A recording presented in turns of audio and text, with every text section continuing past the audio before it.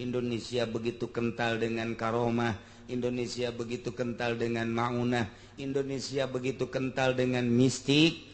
Walaupun mistik eta timbul ti karomah, timbul ti maunah atawa ti dukun, mistik mah leuwih umum deui. Ieu hese untuk diruntuhkeun cek urang Yahudi, bidah-bidahkeun, ulaya muludan, ulaya marhaba, ulaya wirid-wiridan, dibidahkeun. Nah, lantaran hese bae melalui Muhammadiyah, melalui Persis, melalui Wahabi, melalui PKS, wari dibuat sedemikian rupa di pemerintahan. Tah tapos gitu. Nyana zohirna menurutan Kangjeng Nabi berjendot berjenggot kula mah ingat ka dongeng eta berjendot tak bertumis kambing bertumis tak berjendot hurang udang nah nya jadi masalah gitu karomah mantak di Indonesia mah tetep pamimpin teh kudu anu berbau mistik. Bung Karno baheula. Bung Karno mah karomah, ulah dikira. Deuleu babaturanana Sabang sampai Merauke, kiai-kiai. Deuleu kelas duniana. Di luar negrina Bung Karno Masya Allah berkaromah. Jeung boga wiridan khusus nu hese, wain wiridan ibadahna. Etalah Bung Karno. Antak carita Digul, carita Jakarta, carita dakwah. Bung Karno memuringkak bulu orang ketika Bung Karno rek dakwah ka Rangkas Bitung emang naik mobil henteu naik kereta api.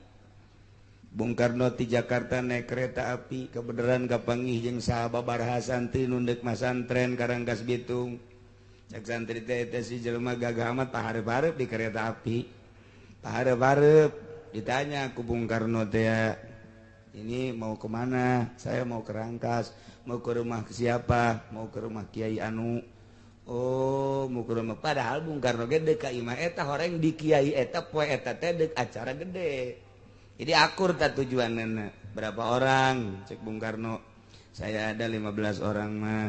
Udah nanti saya bapak yang bayarin ya. Ih, jangan. Enggak, udah biarin tah. Dibayaran punya 15 orang di kereta api. Itu nanya, si itu teh nanya, Bapak emang dari mana? Saya dari Jakarta. Nama siapa? Nanti juga kenal lah, nggak usah tahu. Tawadun teh coba. Lamun kuari, Bapak ini siapa? Nggak kenal loh. Lihat nih, apa nih? Nih. Nih. Waduh, sembarangan doh. Bung Karno, Masya Allah. Muringak bulu kalau malam menulis sejarah Bung Karno. Turunnya di Rangkas babarengan yang santri. Pura-pura mau ke rumah Kiai Anu, rumahnya di mana? Yuk, cak santri bareng sama saya. Ayo, kamu duluan, saya belakangan aja. Sebab saya nggak tahu rumahnya. Terus datang ke imah Kiai itu rame. Cak santri pun rame amat. Nanya emang aya acara nungguan Bung Karno? Tak Bung Karno nak, horeng eta. Aduh, cak santri teh, kita tadi bareng jeung Bung Karno horeng anak. Tawadu, yang aku lakar cerita tawadu, Masya Allah, pohara amat.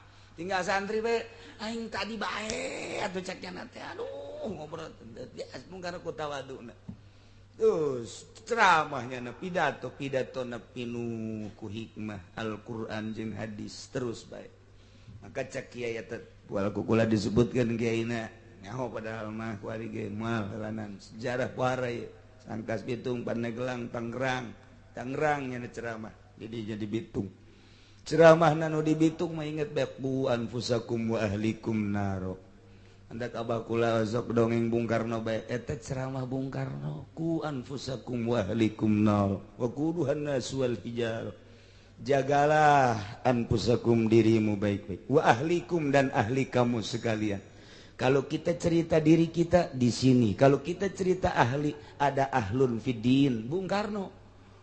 Ahli berarti seagama cak Bung Karno teh saudara kita itu adalah satu agama berarti bukan Indonesia saja, bukan di Indonesia, yang di Singapura ahli kita, yang di Malaysia ahli kita, yang di Amerika, yang di Saudi Arabia, sedunia ku anfusakum wa ahlikum nar. Kita harus peduli menjaga ahli-ahli kita baik di dalam negeri Indonesia maupun di luar negeri, sebab yang namanya satu agama itu adalah ahli. Tah cerita Bung Karno kadenya sia.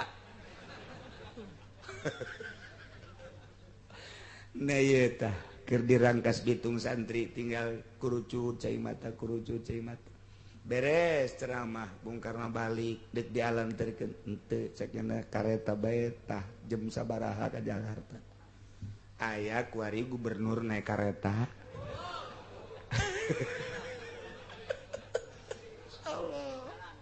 ulah memeringkak bulu nawan tak dikenang Bung Karno lain baik ku bangsa Indonesia dunia mengenang Bung Karno Masya Allah neye ku anfusakum wa ahlikum naro dirangkas ayat ceramah-ceramah cerita kenegaraan namun dirangkas Bang sebab ndek itu menentukan 4-5 penaikan bendera walaupun masih ditahan ku Belanda tidak diperbolehkan tapi Bung Karno geus ceramah tanggal 17 bendera Sangsaka Merah Putih harus naik apapun yang terjadi ceramah dirangkas Bitung seperti itu tidak peduli negara manapun yang akan melarang penaikan bendera tanggal sekian tetap harus kita kibarkan di mana saja dan siapapun Indonesia harus mengibarkan bendera pada tanggal 17 Agustus 45 eta ceramah dirangkas tuh bareng sia jeung Soekarno jeung aing